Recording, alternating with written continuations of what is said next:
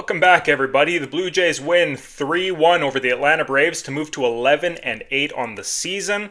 After dropping the first game of the series, things didn't look fantastic for the Blue Jays, but they hunkered down, bounced back, and won the next two, ultimately winning the series.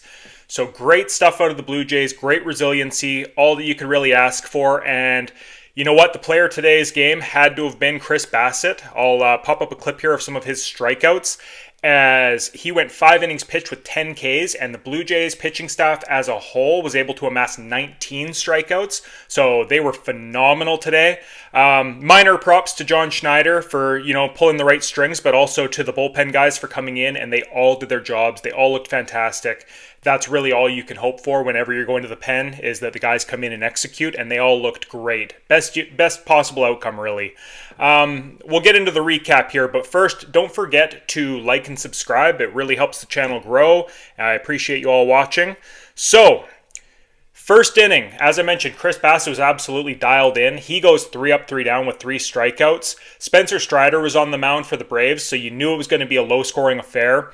And you know what? It really lived up to that billing. There were a few hits here and there, but it was a quiet game until the bottom of the third when Bo Bichette doubled the center field and Vladdy Guerrero Jr. was able to single to center, scoring him, making it 1-0 Blue Jays. Santander then flies out, Jimenez lines out, so they're unable to do anything with the base runner, but it is a 1-0 ball game. Chris Bassitt dialed in. His pitch count ran up. That's why he only went 5 innings. He was at 90 pitches. So it was a bit of a tough call there on whether or not they were discussing it on the over in the dugout, or whether or not to let him go for a 6th. And ultimately, you saw John Schneider give him the pat on the back and say, good job. And Chris Bassitt kind of reluctantly sits. But yeah, 90 pitches. A few lefties were coming up as well, or Albies was a switch hitter, but moving him around made sense. Brendan Little comes in, looks phenomenal. He doesn't seem to need to throw any strikes. The guys just swing at everything. His sinker is just moving all over the place. His curveball is basically unhittable when he's on. Really good stuff to see out of him, as he had a clean inning in the 6th for us. And then in the bottom of the 6th, finally, Vladdy Guerrero Jr., the $500 million man, goes deep as he hits a no-doubter to left field. 412 feet off Spencer Strider, left a lazy slider, kind of not quite middle, but definitely over the heart of the plate. And yeah, Vladdy made no mistake with it. It's a home run in any ballpark you're playing at. Great stuff out of him to finally get off the schneid there. Santander then walks, so you're thinking we might get something started. They pull Strider, and they move to Lee out of the bullpen. Jimenez promptly grounds into a fielder's choice. Kirky strikes out, and then Roden walks before Clement strikes out. So unable to do any more damage, but it is 2-0 Blue Jays through 6. Nick Sandlin comes in to pitch for the Jays. He gets 2 outs, and then they go to Jimmy Garcia with a man on first, and Harris is struck out looking from Jimmy. Jimmy faced 4 batters, and he struck out all 4. Amazing stuff from Jimmy, just what we've come to notice, like what we've come to love from him this year. He's been lights out. In the 7th, Blue Jays strike again as Barger flies out to center, and Miles Straw, where have we heard this before, starts a rally. He gets a walk, steals second base, and then Bo Bichette rips one down the left field line, scoring Miles Straw. Miles Straw has been great. Bo Bichette's been great. Guerrero Jr. walks after that, and then Santander unfortunately grounds into a double play. But you can tell Guerrero Jr. is very comfortable taking these walks with Santander behind him, and Santander's finally been picking up the offense. So yeah, this offense is starting to show signs of what it could be moving forward, and it's not, it's probably not going to be a league-leading offense, but there's potential there for some crooked numbers. Jimmy Garcia, as I said, continued on in the 8th. He went 3 up, 3 down, struck them all 3 out. He's 4 up, 4 down total with 4 Ks. Great stuff. Hernandez then shuts us down in the bottom of the 8th. Jeff Hoffman comes in for the close, and he got touched up from Baldwin for a home run, opposite field home run down the left field line.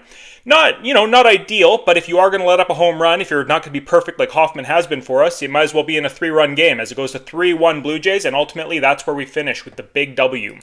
Now, I'll pop over to the box score just to make sure there's nothing I'm missing. Bo Bichette, 2 for 4, great stuff. Vladdy, 2 for 3 with 2 RBIs, and obviously the big home run. Santander, 1 for 3 with a walk, good enough stuff out of him. He's starting to come around.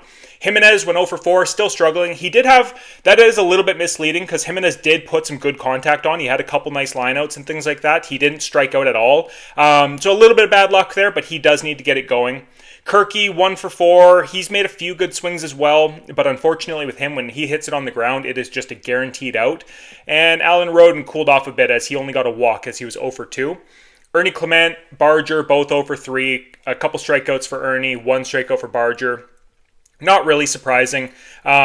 Yeah, Barger is going to have to adjust to the major league pitching. He's not in AAA anymore, and he's getting a first-hand experience there. And unfortunately for him, he had to go up against 2 very good pitchers in Schwellenbach and Strider. So hopefully he gets a few more reps before Nathan Lucas is back, and he can kind of, build a little bit of momentum and get a feel-good story out of him. Maybe pop a home run or something like that before he gets sent back down, if that's the way they're going to go. But we'll see.